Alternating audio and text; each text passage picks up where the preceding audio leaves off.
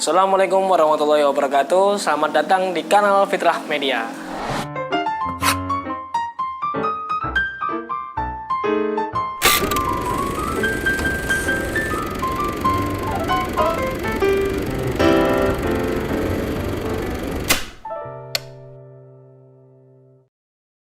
Perkenalkan, nama saya Aris Rahman Nursalis. Saya adalah mahasiswa Universitas Muhammadiyah Ponorogo, Fakultas Agama Islam, dan prodinya juga Pendidikan Agama Islam. Langsung saja kita sikapi pada tema hari ini, yaitu adalah pendidikan di era milenial.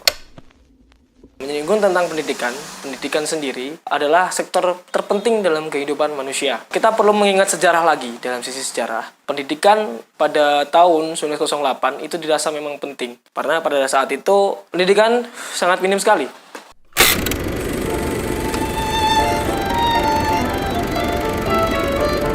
Tingkat pendidikan atau tingkat baca tulis pada saat itu hanya 1,5% dari seluruh penduduk Indonesia. Nah, dari sana tercetuslah sebuah organisasi dari seluruh pemuda Indonesia. Di sana banyak kesadaran dari seluruh kaum terpelajar bahwasanya pendidikan itu dirasa penting untuk meningkatkan kesejahteraan rakyat Indonesia itu sendiri. Nah, dari situ tercetuslah sebuah organisasi yang bernama Budi Utomo. Pada dasarnya, pendidikan sendiri sempat dikatakan pada Undang-Undang Dasar 1945 tentang pendidikan itu sendiri, dan tujuannya adalah mencerdaskan kehidupan bangsa. Nah, dari sana, pendidikan memang dalam Indonesia sendiri memang ditujukan untuk mencerdaskan kehidupan bangsa. Namun, pada saat ini, banyak sekali pendidikan yang hanya mementingkan kecerdasan, namun melupakan tentang apa nilai moral yang ada di dalamnya. Serta pentingnya kita menyikapi bahwasannya dunia pada saat ini dikenal dengan era teknologi atau globalisasi.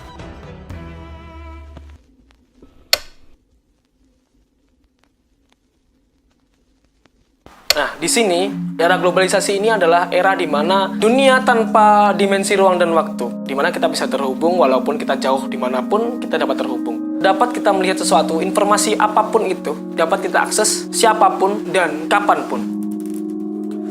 Maka, pendidikan sendiri perlu diarahkan untuk mencerdaskan kehidupan bangsa dalam menyikapi teknologi tersebut. Kita ambil satu masalah saja.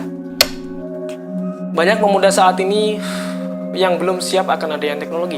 Banyak sekali pemuda yang terjebak pada dunia teknologi dan hanya mampu berkutat pada hal itu saja. Sehingga apa yang diharapkan dari bangsa Indonesia sendiri yang mampu siap dengan teknologi dan lain sebagainya, justru kita malah menikmati dan hanya menjadi konsumen semata, tidak bisa menjadi produsen itu sendiri dari teknologi. Sehingga pada saat ini Indonesia hanya mencapai negara berkembang, permasalahan yang begitu signifikan, dan bahkan sebenarnya kita bisa untuk menyikapi hal tersebut.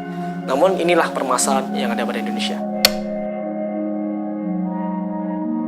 Nah, dengan teknologi pada saat ini, lalu kita perlu sikapi atau kita mengerti dulu bagaimana tujuan teknologi ini. Teknologi sendiri bertujuan untuk memudahkan seluruh kegiatan manusia.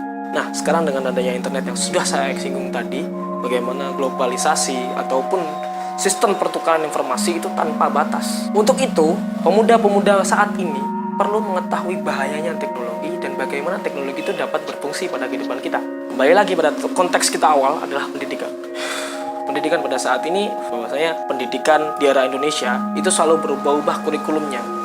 Seperti halnya kita singgung pendidikan dengan kurikulum Merdeka Belajar. Sebelumnya kita menggunakan kurikulum KTSP ataupun kurikulum K13. Di situ kita dapat ketahui bahwasanya pendidikan saat-saat ini itu selalu berubah-ubah kurikulumnya dengan visi misi dari pemimpin pada saat itu. Seperti yang dikatakan Pak Jokowi, pendidikan pada saat ini memang didukung untuk revolusi industri. Perlunya kita melakukan reformulasi ataupun menunjang kembali ataupun mengingat kembali bagaimana sistem pendidikan yang ada di Indonesia ini.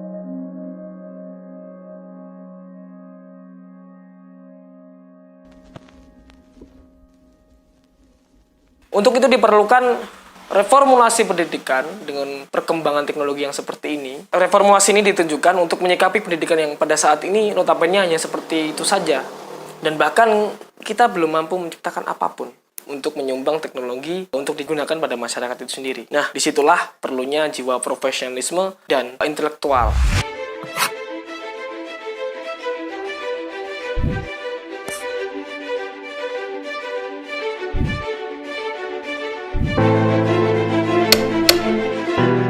mereformulasi konsep pendidikan ini dengan konsep bahwasanya organisasi ini adalah suatu hal yang penting, di mana Changemaker Hub atau sebuah ekosistem itu sangat diperlukan.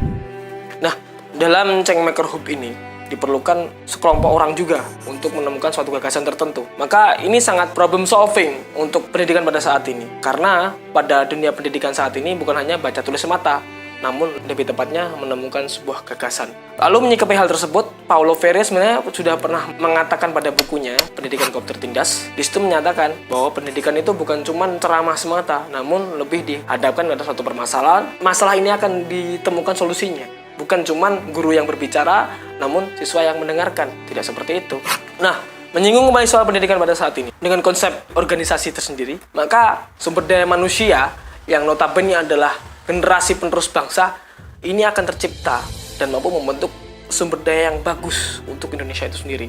Semisal kita berbicara soal era teknologi pada saat ini, lalu permasalahannya seperti ini, maka seseorang yang ada di kelompok tersebut akan memikirkan solusi seperti apa sih yang akan diajukan pada masyarakat. Paling tidak dalam lingkup kecil tersebut dia sudah memberikan gagasan, dan bukan cuma gagasan, lalu ada aktualisasi diri. Itulah yang terpenting. Maka konsepsi pendidikan dengan budaya Changemaker Hubs ini sangat diperlukan. Bahkan ada kajian tentang hal tersebut yang menyatakan dengan perlunya soal mahasiswa juga untuk diwadahi. Nah, dengan bergabungnya kita di organisasi, maka kita dapat mengetahui wawasan-wawasan yang begitu luas. Perputaran antara pemikiran satu dan pemikiran yang lain dapat kita sikapi dengan berbagai macam sudut pandang. Maka pemecahan atau problem solving seorang mahasiswa dan kaum terpelajar itu dapat dinikmati oleh seluruh kaum masyarakat. Nah, fungsinya organisasi ini untuk apa sih? Untuk menginkubasi aktor-aktor yang akan dijadikan suatu perubahan atau agen perubahan untuk mendukung sosial problem yang ada pada masyarakat. Nah, disitulah kita mengetahui ekosistem yang ada pada organisasi ini sangat terarah. Bahkan sebagian besar dari orang-orang yang besar itu adalah orang-orang yang keluar dari sebuah organisasi. Untuk itu, pendidikan pada saat ini perlu melakukan kerjasama dengan sebuah organisasi tersebut untuk menciptakan aktor-aktor yang diinkubasi lalu akan dikeluarkan pada saatnya nanti untuk menciptakan sebuah SDM-SDM yang unggul juga. Seperti inilah fungsi dari organisasi ataupun reformasi pendidikan pada era 21 ini. Untuk itu, kaum-kaum terpelajar Indonesia jangan cuman berkutat pada kelas mata. Ikutlah organisasi, lalu berkembanglah sebagai generasi-generasi penerus bangsa yang mampu mencipta, bukan hanya konsumen semata. Begitulah yang dapat saya sampaikan. Terima kasih, mungkin hanya itu yang dapat saya sampaikan. Wassalamualaikum warahmatullahi wabarakatuh. Kita adalah enabler oleh ekosistem. Mau dunia pendidikan, mau dunia teknologi itu nggak ada bedanya. Organisasi yang paling efektif adalah organisasi yang bisa berinovasi. Bayangkan pendidikan seorang murid dari PAUD sampai 21. Gak ada tugas, gak ada problem definition, gak ada engineering yang lebih rumit daripada engineering seorang manusia. Jadi semakin kompleks suatu tugas, semakin pentingnya role inovasi di dalam suatu organisasi. Jadinya mau itu tech startup, mau itu unit pendidikan, sekolah, PAUD, universitas sama aja.